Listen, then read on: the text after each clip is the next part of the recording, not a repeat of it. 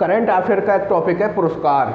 Current affair अपने आप में बहुत ब्रॉड होता है, लेकिन अगर हम इसको व्यवस्थित तरीके से तैयार करें तो प्रॉब्लम नहीं आती। तो जो मैंने आपको एक वीडियो में बताया था कि करंट अफेयर में कौन कौन सा टॉपिक पढ़ना है, उसी का एक टॉपिक है कि करंट अफेयर में कौन सा पुरस्कार, कि कौन कौन से पुरस्कार दिए जाते हैं। तो जैसा कि आपने देखा सुपर टेट 2019 में जो हुआ था उसमें 6 क्वेश्चन जो थे वो पुरस्कार से आए थे। 2019 में जो सुपर टेट हुआ था यहाँ पे 6 क्वेश्चन आए थे, किससे? केवल पुरस्कार से। और जो 2018 में हुआ था उसमें 5 क्वेश्चन आए थे, किससे? पुरस्कार से। तो पुरस्कार के साथ जो सबसे बड़ी प्रॉब्लम होती है वो ये होती है कि हम याद तो कर लेते हैं सारे, लेकिन वो खिचड़ी हो जाते हैं, वो सारे घिचपिच हो जाते हैं। तो ऐसी स्थिति में हमको पहले क्या करना पड़ेगा, इसको वर्गीकृत करना पड़ेगा।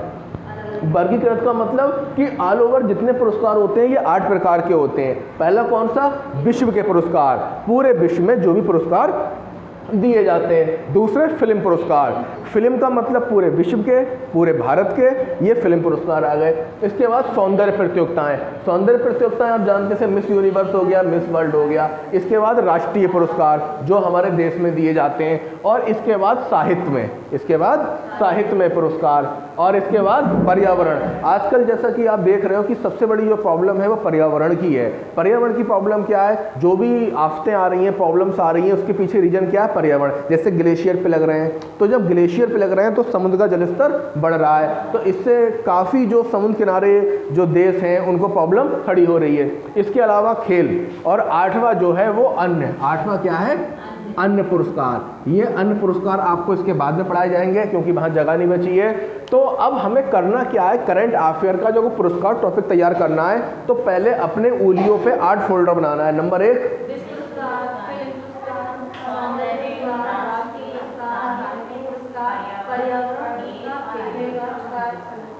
ठीक है। अब हमें क्या करना है, इसके अंदर याद करना है। तो अब विश्व पुरस्कार में पहला पुरस्कार कौन सा है? नोबेल पुरस्कार है। नोबेल पुरस्कार विश्व का सबसे बड़ा पुरस्कार है। नोबेल पुरस्कार किसके उसमें याद में दिया जाता है या किसकी वजह से? अल्फ्रेड नोबेल, जिन्होंने डायनामाइट बनाया था। तो डायनामाइट बनाया किसी और काम के लिए था, लेकिन लोगों ने उसका इस्तेमाल गलत काम के लिए करा, दूसरों को बम से उड़ाने के लिए। डायनामाइट एक प्रकार का बम होता है, जो चट्टानें होती हैं, तो उन चट्टानों को तोड़ना आसान नहीं होता है। उन चट्टानों में बर्मे से छेद किया जाता है, और छेद करने के बाद डायनामाइट लगाया जाता है, डायनामाइट उड़ा दिया जाता है, और उड़ाने के बाद क्या होता है कि वो चट्टान टूट जाती है। तो जब उन्हें प्रॉब्लम हुई तो उन्होंने कहा कि अब जो नोबेल पुरस्कार दिया जाएगा वो अच्छे काम करने वालों को दिया जाएगा। तो विश्व पुरस्कारों में पहला पुरस्कार कौन सा है? नोबेल पुरस्कार है। दूसरा पुरस्कार कौन है? रमन मैग्सेसे पुरस्कार है। कौन सा है? रमन मैग्सेसे पुरस्कार है। तीसरा पुरस्कार कौन सा है? पुलित्जर पुरस्कार है। चौथा पुरस्कार कौन सा है? कलिंग पुरस्कार। इसके बाद राइट लाइवलीहुड पुरस्कार, मान बुकर पुरस्कार, मान बुकर पुरस्कार। इंदिरा गांधी अंतर्राष्ट्रीय शांति और निशस्त्रीकरण, मतलब अंतर्राष्ट्रीय इंदिरा गांधी अंतर्राष्ट्रीय शांति पुरस्कार, ठीक है। इसके बाद कौन सा है? शांति स्वरूप भटनागर पुरस्कार और गांधी शांति पुरस्कार। तो ये आपको याद करना है विश्व पुरस्कारों के अंतर्गत। पहले अगर आपने अपनी उंगलियों पे ऐसे याद कर लिया एक एक, तो आपको अगर कहीं भी तथ्य मिलेगा कि नोबेल किसे हुए, आपको याद करने में प्रॉब्लम नहीं होगी। कलिंग किसको मिला, पुलित्जर किसको मिला। तो जो आपका विश्व पुरस्कार है, तो इसमें जो 2019 में सुपर टेट हुआ है, पहला क्वेश्चन यही पूछा है नोबेल पुरस्कार कि किस क्षेत्र में नोबेल पुरस्कार नहीं दिया गया। हुआ क्या था, जो साहित्य वाला क्षेत्र था वहाँ एक नोबेल पुरस्कार नहीं दिया गया था, थोड़ी वहाँ प्रॉब्लम आई थी, कुछ कारण थे जिस कारण नहीं दिया गया। तो 2019 में सुपर टेट हुआ, उसमें क्वेश्चन कहाँ से आया? नोबेल पुरस्कार से, और ये किसके अंतर्गत था? विश्व पुरस्कार से। अब ये वर्गीकरण करना क्यों आसान है? ठीक, मैं वही बात अपनी दोहराता हूँ। जैसे हमारा किचन होता है, तो किचन में बहुत ढेर सारी अलमारी होती हैं। अगर किचन में वो अलमारी ना हो तो यही नहीं पता कि नमक कहाँ है, कि ड्राई फ्रूट्स कहाँ हैं, कि मसाले कहाँ हैं, कि चावल, कुछ नहीं पता होता है। लेकिन जब हम अलग अलग अपनी अलमारियों का वर्गीकरण कर देते हैं, तो अगर रात को लाइट नहीं भी है और अंधेरा है, तो आपके कॉन्सेप्ट माइंड में क्लियर है, आप जाओगे अंधेरे में ही जाके कोई भी चीज़ आप जाके ला सकते हो और अपना इस्तेमाल कर सकते हो। वैसे ही ये पुरस्कार है, तो देखा कि 2019 में कौन सा पुरस्कार आया है, नोबेल पुरस्कार, और 2019 के ही सुपर टैट में रमन मैग्सेसे से पुरस्कार पूछा था। कौन सा पूछा था, रमन मैग्सेसे से पुरस्कार पूछा था। और 2018 में जो सुपर टैट हुआ था उसमें इंदिरा गांधी अंतर्राष्ट्रीय शांति पुरस्कार। तो आपने देखा कि इस तरीके से 2 क्वेश्चन आपके 2019 में और एक क्वेश्चन 2018 में पूछ लिया। और जो अभी PCS का जो एग्ज़ाम होता है GIC GDC, उसमें जो क्वेश्चन पूछा था वो इसने गांधी शांति पुरस्कार सीखा था। और जो लोग LT ग्रेड की तैयारी कर रहे हैं तो उनके लिए भी ये टॉपिक कोई अलग नहीं है, ये वही टॉपिक है जो शिक्षण में आता है। आपका जो GIC का पेपर होता है LT ग्रेड, उसमें ये पूछा था गांधी शांति पुरस्कार किसको मिला है, तो वहाँ भी आपकी तैयारी बहुत अच्छी इससे हो सकती है। ये सुपर टैट के लिए है, LT ग्रेड के लिए है। तो आपने देखा कि अब इसमें करना क्या है, 20 पुरस्कार में 1 2 3 4 5 6 7 8 9 पुरस्कार हैं। 9 पुरस्कार तैयार करना है, लेकिन आपको अब चेंज क्या करना है, अपना नोट्स बनाते हुए या आप एक हाइलाइटर लीजिए, 1 2 3 4 इनको हाईलाइट कर लीजिए। पुरस्कार तो आपको याद करना है, लेकिन पहले कितने याद करना है, 4। और जब वो 4 याद हो जाएंगे तो इसके बाद फिर नीचे के याद करना है। क्लियर हो गया। अभी हम को एक एक पढ़ाएंगे तो डीप करके पढ़ाया जाएगा, अभी बस केवल सामान्य परिचय है। इसके बाद आ जाओ फिल्म पुरस्कार। अच्छा, सुपर टैट में मैंने एक चीज़ और देखी है, जैसे रेलवे बैंक SSC है, वहाँ तो पूछते भी हैं, लेकिन अब जो शिक्षक भर्तियाँ हैं उसमें भी फिल्म पुरस्कार बहुत अच्छे से पूछ रहे हैं। अब वो क्या कारण है नहीं बताया जा सकता। जैसे आपने देखा कि 2019 में ऑस्कर से उसने क्वेश्चन पूछ लिया कि ऑस्कर किसको मिला, और इसके बाद उसने ये जो अंतर भारत का राष्ट्रीय फिल्म पुरस्कार है ये 2019 में भी पूछा है और 2018 में भी पूछा है। इतना उसको प्रिय है कि उसने सोचा 2018 में भी रख दो, क्योंकि ये इसके ब्लूप्रिंट में आ चुका है। जो चीज़ें ब्लूप्रिंट में आती हैं बार बार रिपीट होती रहती हैं। तो यहाँ 2 पुरस्कार हैं, एक राष्ट्रीय फिल्म पुरस्कार है, एक राष्ट्रीय फिल्म फेयर पुरस्कार है। तो धोखा मत खा जाइए, ये दोनों अलग पुरस्कार हैं। कौन कौन से, फिल्म फेयर है और ये अलग है। और इसके बाद जो 2018 का सुपर टैट हुआ था उसमें इसने भारत का अंतर्राष्ट्रीय फिल्म महोत्सव, एक भारत जो है अंतर्राष्ट्रीय फिल्म महोत्सव करता है अपने यहाँ पे, और जिसमें बाहर के भी कलाकारों को बुलाया जाता है, उनको इनाम दिए जाते हैं। तो ये जो है 2018 में पूछा है, और 2018 में उसने सेंसर बोर्ड के बारे में पूछ लिया कि सेंसर बोर्ड के अध्यक्ष कौन है। और इसके बाद आपका कान महोत्सव होता है, फिल्म से संबंधित है। और इसके बाद कौन सा है, आईफा।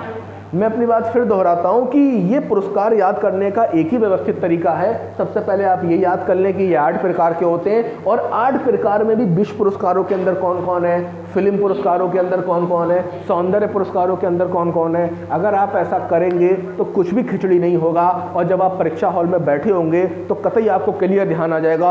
अच्छा ये कैसे ध्यान आएगा, अब जैसे दादा साहब फाल्के पुरस्कार है तो इसके बारे में 2-3 बातें आपको बेसिक पता होना चाहिए। ये दादा साहब फाल्के की स्मृति में दिया जाता है क्योंकि उन्होंने पहली फिल्म बनाई थी।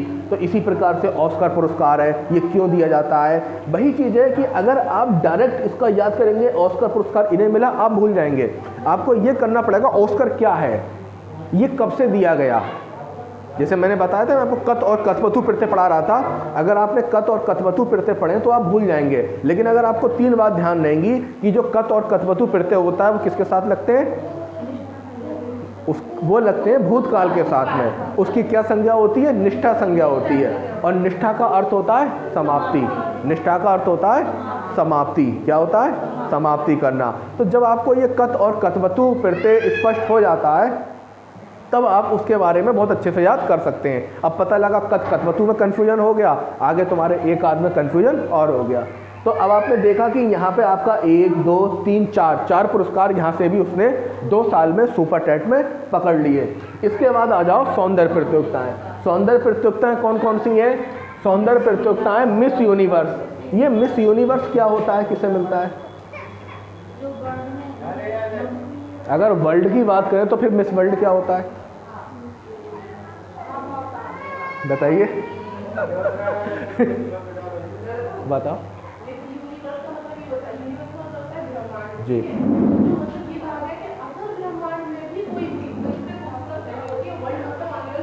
बिल्कुल सही, मिस यूनिवर्स उसे मिलता है जो पूरे ब्रह्मांड की सबसे सुंदर युवती होती है, जो सबसे सुंदर होता है किसमें, पूरे ब्रह्मांड में, उसे कहते हैं मिस यूनिवर्स।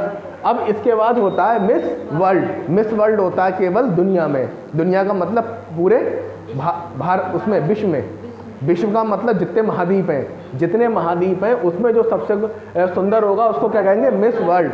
और मिस यूनिवर्स पूरे ब्रह्मांड में। इसके बाद मिस इंडिया ओनली इंडिया में। फिर Miss trans queen, trans queen जो लोग बीच के होते हैं उनके लिए क्या होता है, ट्रांस क्वीन। अब इसके बाद क्या होती है, मिस ऑस्ट्रेलिया, मिस ऑस्ट्रेलिया। ऐसे 2-3 और हैं, लेकिन यहाँ महत्वपूर्ण कितनी है, 4 हैं। इसके बाद आप देखोगे राष्ट्रीय पुरस्कार, क्या देखोगे, राष्ट्रीय पुरस्कार। राष्ट्रीय पुरस्कार में सबसे बड़ा पुरस्कार है भारत रत्न। कौन सा है, भारत रत्न, सबसे बड़ा कौन सा है, भारत रत्न। इसके बाद कौन सा है, पद्म पुरस्कार। कौन सा पुरस्कार है, पद्म। पद्म पुरस्कार 3 प्रकार के होते हैं। पद्म पुरस्कार कितने प्रकार के होते हैं, 3 प्रकार के होते हैं। पहला कौन सा होता है, पद्म विभूषण। कौन सा होता है, पद्म विभूषण। दूसरा कौन सा होता है, पद्म, धोखा मत खा जाना, पद्म विभूषण, पद्म भूषण, पद्म श्री।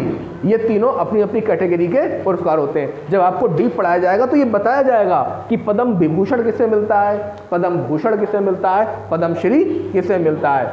इसके बाद वीरता पुरस्कार आ जाते हैं, राष्ट्रीय पुरस्कार। ये वीरता पुरस्कार क्या होते हैं, कोई बताओ। अगर आप शिक्षक भर्ती की तैयारी नहीं करते होते और अगर आप आर्मी की तैयारी करते होते या भारतीय सेना में होते, तब आपके माइंड में कहीं ना कहीं ये पुरस्कार होते, जिसमें पहला पुरस्कार है परमवीर चक्र। ये सबसे बड़ा पुरस्कार है, ये सबसे बड़ा पुरस्कार है। फिर कौन सा है, महावीर चक्र। इसके बाद कौन सा है, वीर चक्र। इसके बाद कौन सा है, अशोक चक्र। इसके बाद कौन सा है, कीर्ति चक्र। सबसे बड़ा चक्र कौन सा है, परमवीर चक्र। एकमात्र जीवित व्यक्ति जो कहा जाता है कि जिनको परमवीर चक्र मिला, वो जो सबसे कम उम्र के व्यक्ति हैं जिनको परमवीर चक्र मिला, उनका क्या नाम है, doctor Yogendra, grenadier Yogendra Yadav, grenadier Yogendra Yadav, grenadier Yogendra Yadav. जब आप हायर एजुकेशन में होते हैं तो वहाँ हर किसी के नाम के आगे डॉक्टर लगा होता है।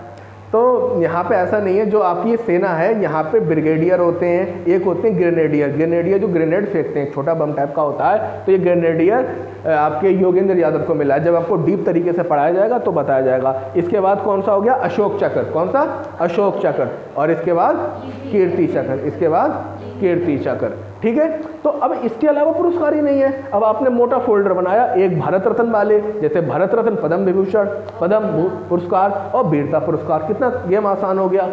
इसके बाद आ जाओ साहित्य पुरस्कार। ये भाई आप लोग शिक्षक लोग हैं, आपका साहित्य से वास्ता पड़ता है। हो सकता है आप टीचर बनने के बाद कभी कलम चलाने की सोचें, राइटर बन जाएं, किताबें लिखें, तो आपका सामना इनसे होगा।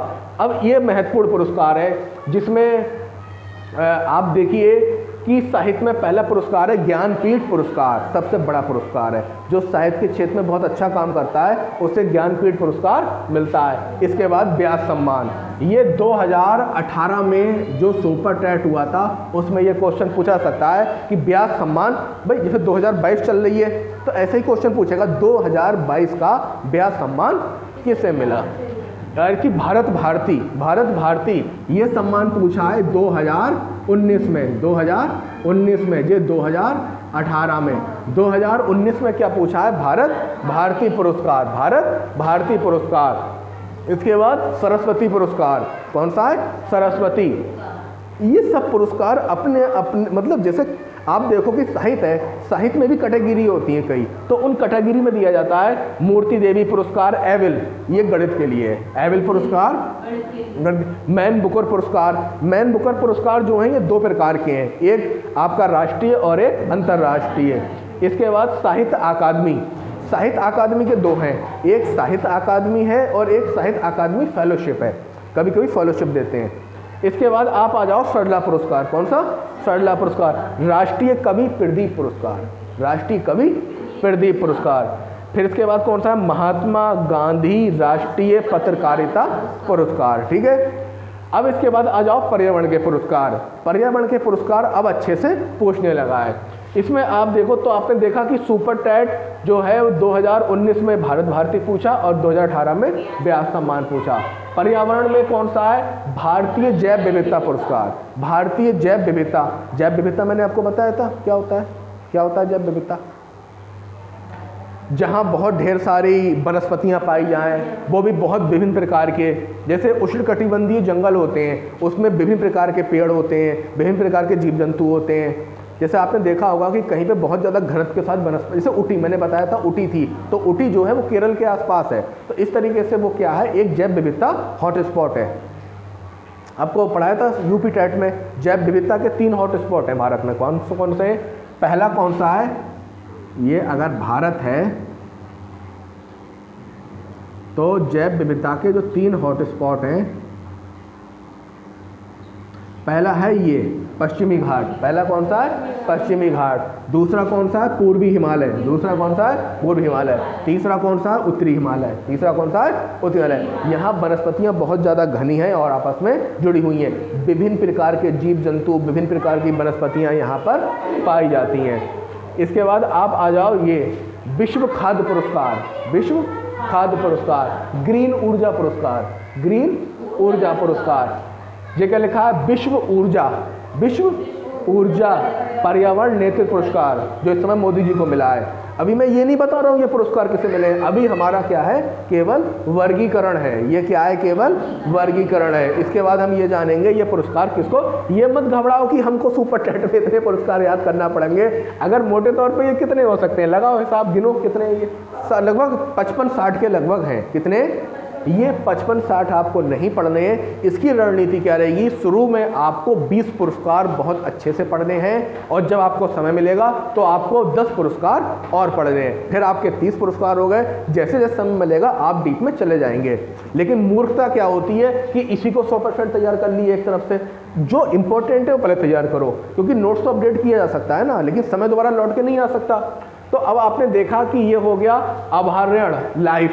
कुछ ऐसे लोग होते हैं जो अभयारण्य का मतलब बताओ क्या होता है?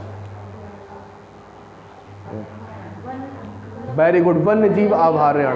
वन्य जीव अभयारण्य, ये 3 चीजें होती हैं, एक वन्य जीव अभयारण्य होता है और एक उद्यान होते हैं। तो उसमें जो अच्छा काम करता है वन्य जीव अभयारण्य लाइफ में, तो इसमें जो अवार्ड मिलता है तो इसको क्या मतलब, वन्य जीव अभयारण्य लाइफ। उस लाइफ को जो लोग देखते हैं, अरे जो सब फोटोग्राफर होते हैं और जो लोग उसमें रिसर्च करते रहते हैं, उन लोगों को पुरस्कार मिलता है। Next, wild life photography. Wild life photography क्या होता है? फोटो खींचने वाले लोग, इनको मिलता है वाइल्ड लाइफ फोटोग्राफी। अब इसके बाद क्या है? गोल्डमैन पर्यावरण पुरस्कार। अब डायरेक्ट क्वेश्चन है, गोल्डमैन पर्यावरण पुरस्कार किससे मिला? अब कहोगे तो हमने पढ़ा ही नहीं, क्योंकि हमने पढ़े थे खेल पुरस्कार, हमने पढ़े थे फिल्म पुरस्कार और हमने अन्य पुरस्कार पढ़े थे। वर्ल्ड लाइफ, अब जो 2 पुरस्कार हैं, एक वाइल्ड लाइफ फोटोग्राफी पुरस्कार है, ये है एनिमल, किसी भी जानवर के लिए, और ये world life photography only bird, चिड़ियों के लिए। चिड़ियों के फोटोग्राफर अलग होते हैं, क्योंकि एनिमल की फ़ोटो लेना आसान है पर चिड़ियों की फ़ोटो लेना आसान नहीं है, उतना आसान नहीं है। सुभाष चंद्र बोस आपदा प्रबंधन पुरस्कार, ठीक है, तो ये आपके पर्यावरण पुरस्कार हो गए। अब चीज़ें जुड़ती कैसे हैं? जैसे सुपर टैट में एसएसटी में एक टॉपिक है आपदा प्रबंधन, उसका माइंड घूम गया, उन्होंने पूछ लिया सुभाष चंद्र बोस आपदा प्रबंधन पुरस्कार क्या है, ऐसी चीज़ें जुड़ जाती हैं आपस में। इसके बाद आ जाओ खेल। भाई खेल का चैप्टर बहुत बड़ा है, लेकिन तब भी मैंने यहाँ कम करने का प्रयास किया है। अब देखो यहाँ खेल का पहला भाई सबसे खतरनाक खेल ओलंपिक पुरस्कार, सबसे तेज, सबसे आगे, सबसे ऊंचा, ये कौन सा है? ओलंपिक पुरस्कार। ओलंपिक क्लियर है, जानते हैं ओलंपिक के बारे में हम पढ़ें, कम से कम 2-3 दिन क्लास चलेगी ओलंपिक की, क्योंकि ओलंपिक से भी क्वेश्चन अच्छे से पूछता है। अब आ जाओ फीफा। ये फीफा क्या होता है? FIFA world cup.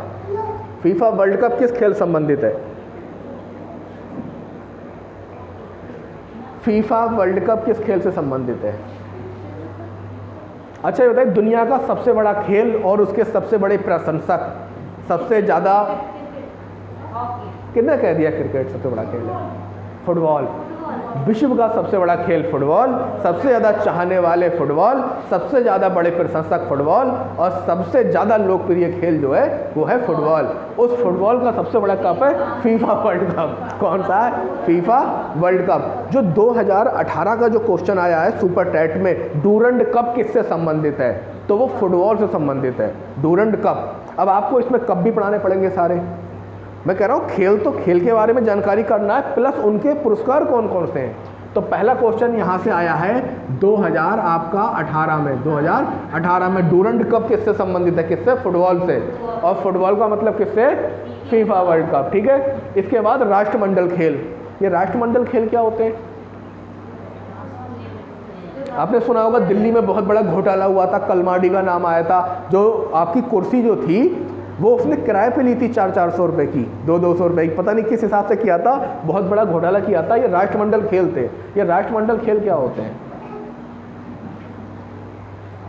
जब हमारा देश अंग्रेजों का गुलाम था तो इन यूरोप वालों ने जिन जिन देशों पे शासन किया था वो देश राष्ट्रमंडल कहलाए। इंग्लैंड वालों ने, लंदन वाले जो थे, इंग्लैंड वाले, इन्होंने जिन जिन देशों पे शासन किया था वो देश क्या कहलाए बाद में? राष्ट्रमंडल। इनके आपस में जो खेल होते हैं उनको क्या कहते हैं? राष्ट्रमंडल खेल। एशियाई खेल का मतलब क्या है? अब अच्छा क्वेश्चन कैसे आएगा? राष्ट्रमंडल खेल दे देंगे, इसमें ये पुरस्कार किसको मिला, ये पुरस्कार किसे मिला। अब तुम्हें यही नहीं पता राष्ट्रमंडल खेल क्या होते हैं, तो वही पुरस्कार की बात कहाँ से आएगी। अच्छा एशियाई खेल क्या होते हैं? जो एशिया में खेले जाते हैं, जो एशिया में खेले जाते हैं। अब दक्षिण एशियाई, एशिया के नीचे दक्षिण एशियाई। शीतकालीन ओलंपिक, 2 ओलंपिक होते हैं, एक मेन ओलंपिक, एक शीतकालीन ओलंपिक, जाड़ों में होते हैं, जाड़ों में होते हैं। अब आ जाओ पुरुष हॉकी विश्व कप, पुरुष हॉकी विश्व कप, महिला हॉकी विश्व कप। अब आओ सबसे जो इम्पोर्टेंट है खेल में वो है grand slam tennis, grand slam tennis. यहाँ से क्वेश्चन आया है 2019 सुपर टैट में, और क्वेश्चन क्या है? यूएस ओपन कौन जीता? यूएस ओपन, अमेरिका का ही दूसरा नाम यूएस है, और रूस का नाम क्या है दूसरा? USSR, USSR, you. और आपका इंग्लैंड का नाम क्या है? UK, United kingdom, United kingdom, United kingdom. तो एक ग्रैंड स्लैम 4 ही होते हैं। ग्रैंड स्लैम कितने होते हैं? 4 होते हैं। ऑस्ट्रेलियाई open, French open, Wimbledon, Wimbledon और अमेरिकी ओपन, इसी कहते हैं यूएस ओपन। हर कंपटीशन में आना ही आना है। अब इसके बाद आ जाओ इसी खेल में इंडियन प्रीमियम लीग। कोई मुझे बताओ ये इंडियन प्रीमियम लीग क्या है? Very good, IPL. ये क्या है? आईपीएल। वही चलते रहते हैं ना, IPL. World cup cricket, cricket का जो वर्ल्ड कप होता है। राजीव गांधी खेल रत्न पुरस्कार, ये कौन सा पुरस्कार है? राजीव गांधी। ये 5 श्रेणियों में दिया जाता है। कितनी श्रेणियों में? 5 श्रेणियों में। अर्जुन पुरस्कार 27 श्रेणियों में। द्रोणाचार्य पुरस्कार, जो 2 पुरस्कार होते हैं, एक द्रोणाचार्य लाइफ टाइम और एक द्रोणाचार्य नियमित, और एक ध्यानचंद पुरस्कार होता है 15 श्रेणी में दिया जाता है। द्रोणाचार्य नियमित 5 श्रेणी में, लाइफ टाइम 8 श्रेणी में। और इसके बाद कुछ खेल होते हैं, जैसे मैंने सारे खेल नहीं लिखे हैं, शतरंज निशानेबाजी है। 2019 में पूछा, एक खिलाड़ी का नाम दे दिया था, इसका संबंध किससे है? तो निशानेबाजी से है। ठीक है। तो बात आई सर क्या इतना सब याद करना है, क्या करना है? कुछ नहीं करना है, बस अपने माइंड में आपको फोल्डर बनाना है। हो सकता है इस साल भर्ती ना हो, 1 साल बाद हो, या थोड़ा रुक के हो, या थोड़ा सा कुछ चेंज हो जाए। तो ऐसी स्थिति में आप क्या करते हैं? ऐसी स्थिति में ये होता है कि अगर आपको ये कॉन्सेप्ट कतई क्लियर है 100%, तो आपका खिचड़ी होगा ही नहीं। उनने क्या विंबलडन, तुरंत तुमने हिसाब लगाया, अरे ये तो टेनिस ओपन है, अब टेनिस ओपन तुम्हें पूरे क्लियर है। तो ऐसी स्थिति में चीज़ें तुम्हें कतई क्लियर होने लगेंगी। तो करना क्या है? पहला काम, 8 प्रकार के होते हैं, 8 प्रकार में ये याद कर लो। कुछ अंदर का मत याद कर लेना कि पद्मश्री किसे मिला, कि पद्म विभूषण किसे मिला, पद्म भूषण मिला, ये मत याद कर लेना। जैसे बाफ्टा क्या है, ग्रेमी क्या है, सेंसर बोर्ड क्या है, कान क्या है। अब कान का मतलब क्या है? कान है, लेकिन इनकी पूरी अपनी एक फुल फॉर्म होती है। तो इस प्रकार से आपको क्या करना है? ये पूरा एक करना है। अब इससे फ़ायदा क्या होगा? अब ये ऐसा होता है ना, कंपटीशन में ये चीज़ बड़ी काम आती है। अब आपका क्या है? सुपर टैट का एग्जाम हुआ, सुपर टैट, आपने क्या करा, जब सुपर टेट का एग्जाम हुआ तो सुपर टेट में भी आएगा करंट अफेयर, तैयार हो गया। अब आपने एग्जाम दिया केवीएस का तो कुछ कहना ही नहीं, जीएस तो खत्म ही कर रहे हैं और जीएस की बजाय जिंदा करंट अफेयर रखी जा रही, 40 में 40 नंबर की करंट अफेयर आ रही है। तो ये टॉपिक आपका सुपर टेट में भी काम करेगा, केवीएस में काम करेगा, और इसके बाद DSSB में काम करेगा, इसके बाद एडिट प्राइमरी में काम करेगा, क्योंकि एडिट प्राइमरी का वही सिलेबस होगा जो सुपर टेट का होगा। इसके बाद एडिट जूनियर में काम करेगा। एडिट जूनियर में 100 नंबर का विषय आता है, 50 नंबर का सब्जेक्ट आता है। आपका एलटी ग्रेड में काम करेगा यही टॉपिक। और अगर आपने BSA का फॉर्म भरा है, ABSA का जो भी फॉर्म भरा है, और अगर आपने PCS, मैंने बताया था टॉपिक तो सुपर टेट के होंगे, लेकिन जो तैयारी का लेवल रहेगा वो पूरा PCS का रहेगा। इतनी भर्तियों में आंखें बंद करके चले जाना, तुम्हारा नहीं चूकेगा। भाई फायदा क्या, हम थोड़ा थोड़ा, मैं फिर वही बात कहता हूँ कि आपके पास 5 किलो दूध होना चाहिए, फिर आपकी टेंशन खत्म। जिसको चाय चाहिए वो चाय ले जाए, जिसको दही चाहिए दही बना कर दे दो, जिसको कॉफ़ी चाहिए कॉफ़ी बना दो। अगर बच्चे को दूध पिलाना है तो उसको उबाल के उसकी मलाई को अलग करके उसको छान के दे दो, आपके पास होना चाहिए। अब पता लगा कुछ है ही नहीं तो क्या करेंगे। तो अगर आपने इस पर कमांड ले लिया तो इतने एग्जाम आपके उड़ जाएंगे, और एग्जाम में कभी भी पलट कर नहीं देखना है। इसको आप जैसे आपको नोट्स में सेट करें तो क्या करें, इसको सुबह दोपहर शाम एक बार देख लें। एक बार फिर से नॉवल पढ़, बोलो।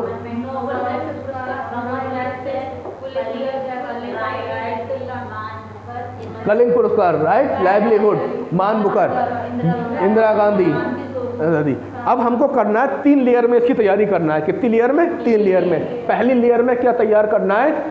पहली लेयर में ये तैयार करना है ये कितने प्रकार के होते हैं, जो हो गए। दूसरे लेयर में जो तैयार करना है उसमें ये नहीं जानना है कि ये फिल्म फेयर पुरस्कार किसे मिला, उसमें ये जानना है कि ये फिल्म फेयर पुरस्कार क्या होता है और राष्ट्रीय फिल्म पुरस्कार क्या होता है, ये बाफ्टा पुरस्कार क्या होता है, ये ग्रैमी पुरस्कार क्या होता है। ये नहीं जानना है नोबेल पुरस्कार किसे मिला, नोबेल पुरस्कार। ये जानना है कि नोबेल पुरस्कार किसे कहते हैं। ये जानना है रमन मैग्सेसे किसे कहते हैं। ये जानना है कि पुलित्जर किसे कहते हैं, किस फील्ड में दिया जाता है। अब दूसरी लेयर में अगर ये तैयार हो गया, अब बचा क्या है? अब मैंने आपको एक तथ्य फेंका कि ये पुरस्कार इनको मिला है, तो वो जो पुरस्कार आप याद करोगे, वो पुरस्कार जिससे संबंधित होगा, वो रास्ता खोजते हुए अपने आप ही जाके मिल जाएगा। इसमें ये फोल्डर आपके माइंड में होंगे। अब मैंने यहाँ खड़े होके देखो, जो लोग एक साथ कई एग्जाम क्वालिफाई करते हैं उनके कॉन्सेप्ट बहुत क्लियर होते हैं। उन्हें क्लियर है बाफ्टा क्या है, उन्होंने एक लाइन पढ़ी बाफ्टा पुरस्कार इसे मिला है, उन्हें कुछ नहीं करना, खट जाके जुड़ गया